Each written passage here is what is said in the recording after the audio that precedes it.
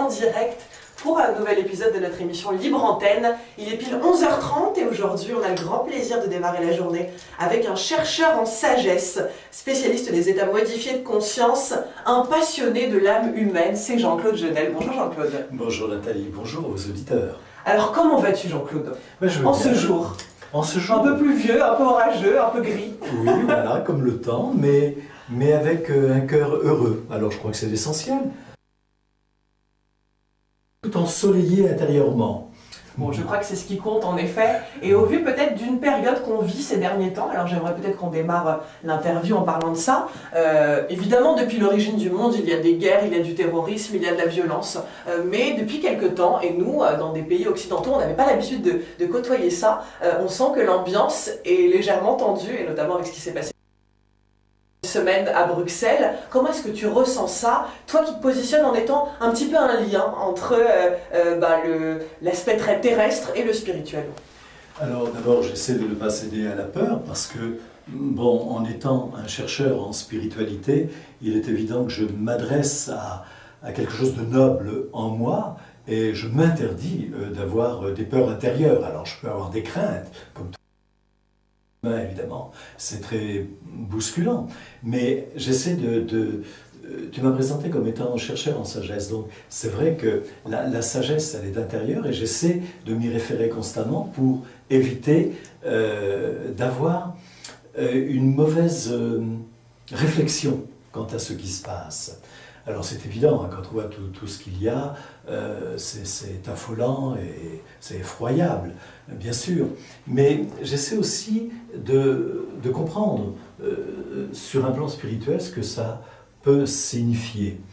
Et c'est une période où il y a un grand changement, tout le monde peut s'en apercevoir. Il y a vraiment, c'est vraiment une période de transition, moi je dirais, une période où tout cherche, contrairement à ce que l'on pourrait croire, tout cherche à nous élever à d'autres niveaux de compréhension, comme s'il fallait que nous ayons une autre conscience. Alors, tout ce qui se passe sur le plan humain, c'est effroyable. On peut se demander comment des êtres peuvent avoir un comportement si terrible. Ah ben oui, mais en même temps, ce qu'il faut aussi savoir, c'est qu'actuellement, et depuis 2012, on a beaucoup parlé de l'année 2012, décembre 2012, fin du monde, calendrier Maya, etc. Je ne vais pas refaire l'histoire. Mais c'est évident que tous les êtres spirituels savent que c'était une fin d'un cycle, donc forcément fin d'un cycle veut dire début d'un autre cycle, et d'un cycle de 26 000 ans, puis le début aussi de l'ère du Verseau. Mais ce que la plupart des gens ignorent, c'est que depuis 2012 jusqu'en à peu près, à un an près, 2025, il y a une configuration astrologique intéressante et troublante aussi. C'est-à-dire c'est la même figuration qui a existé il y a 2000 ans et qui a permis, pour ceux qui s'intéressent à cette histoire mystique, au Maître, Jésus donc, de s'incarner. Toutes les conditions étaient réunies, mais c'était aussi des conditions où il y avait une sorte de guerre quand même. Là encore, le pouvoir politique, la mise sur le peuple, tout était en action. Et un guide, un avatar, s'incarne profitant de cette configuration. Évidemment, c'est plus subtil que ça, mais bon, il faut utiliser les mots pour que chacun comprenne. Et là, 2000 ans après, comme si ça n'existait pas, c'est 2000 ans où on a peut-être vécu de nombreuses incarnations, qui sait. On se retrouve dans la même configuration.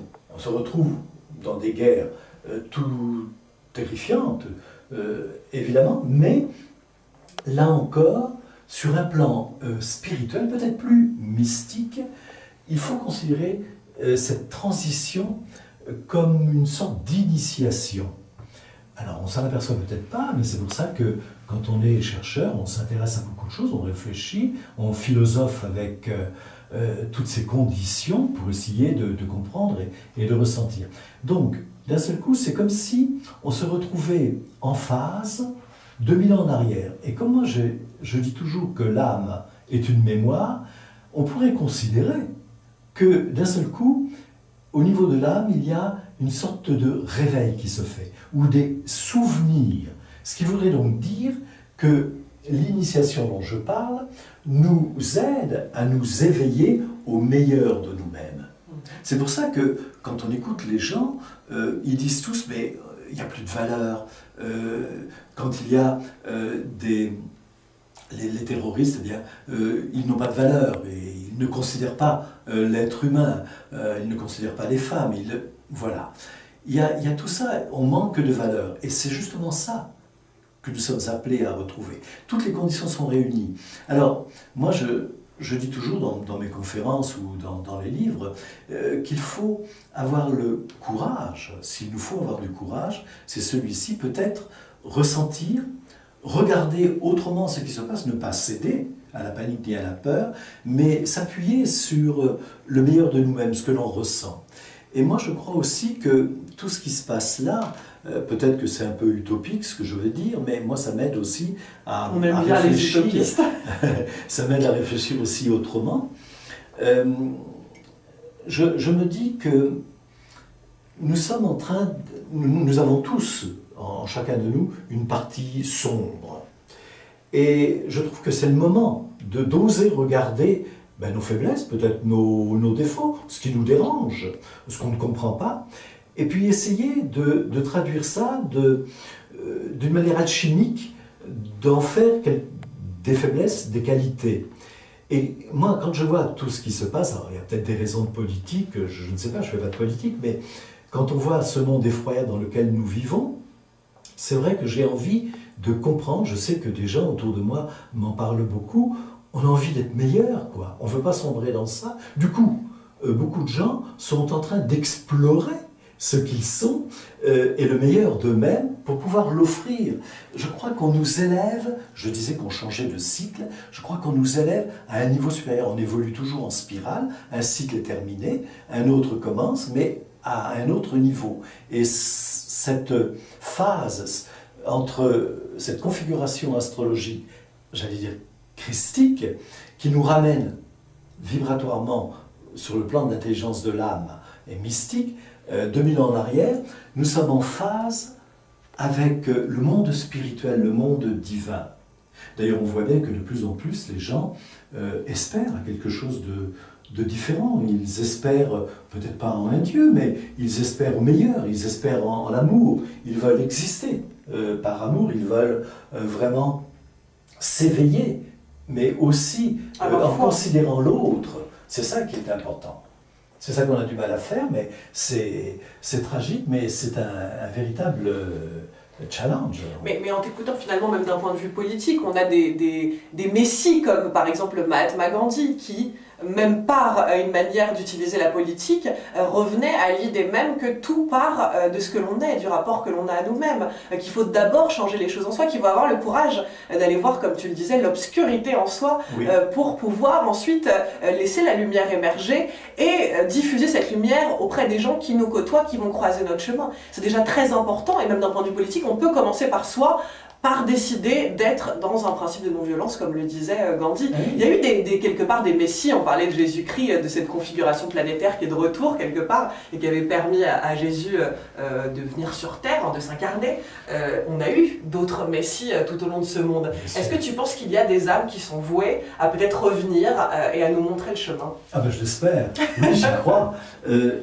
J'en suis même persuadé dans ma vie, dans mon parcours. J'ai rencontré beaucoup de maîtres à penser, j'ai rencontré des maîtres vraiment incarnés, j'ai rencontré le Dalai Lama, donc j'ai beaucoup parlé, j'ai communiqué avec tous ces grands êtres qui sont emplis de noblesse, de valeur et d'amour pour leur prochain.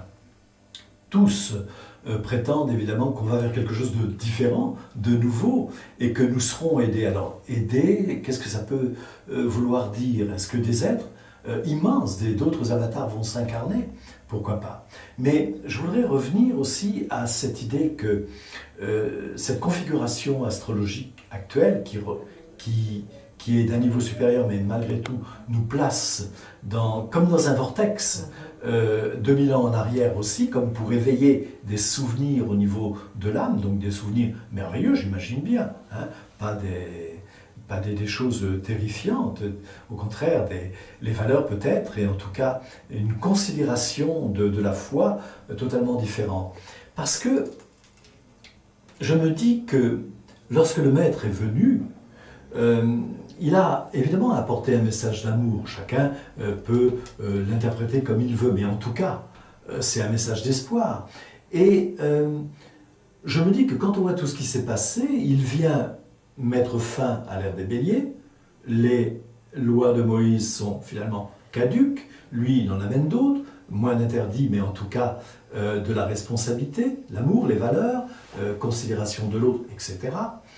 Et puis, il met en place, finalement, quelque part, hein, symboliquement, l'ère des poissons. Mais pour moi, l'ère des poissons, c'est une ère de gestation. Et je me dis qu'avec ces configurations dont je parle, actuellement, et avec tout ce qui se passe, nous sommes obligés de chercher la lumière en soi. C'est un petit peu ce que tu dis finalement, hein. C'est que peut-être que le maître dont nous avons besoin, c'est celui qu'on porte en soi, c'est cette considération de soi-même, cet éveil-là. Ça veut donc dire qu'on n'a plus besoin des religions, on a besoin de cette liberté, parce que finalement, on doit apprendre à être responsable, apprendre à aimer, et en tout cas, on est tous capables d'aimer, mais à un niveau supérieur. Et je crois que l'initiation dont je parlais, vraiment nous oblige à cela. Mais ça veut dire alors que le message d'il y a 2000 ans, c'est peut-être maintenant qu'il prend place en chacun, et qu'on doit l'éveiller. Et peut-être que si on réussit à faire ça, une ère dure 2160 ans, alors peut-être que dans les années à venir, un avatar viendra pour considérer notre évolution et peut-être nous offrir plus.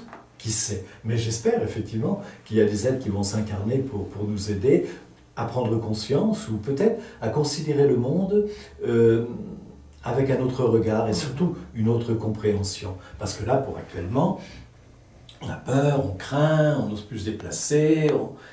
Et voilà, ben, y a des gens aussi qui n'ont peur de rien, qui se déplacent, qui ne changent rien à leur vie, puis c'est tant mieux. La peur n'empêche pas le risque, hein, de toute façon. C'est vrai.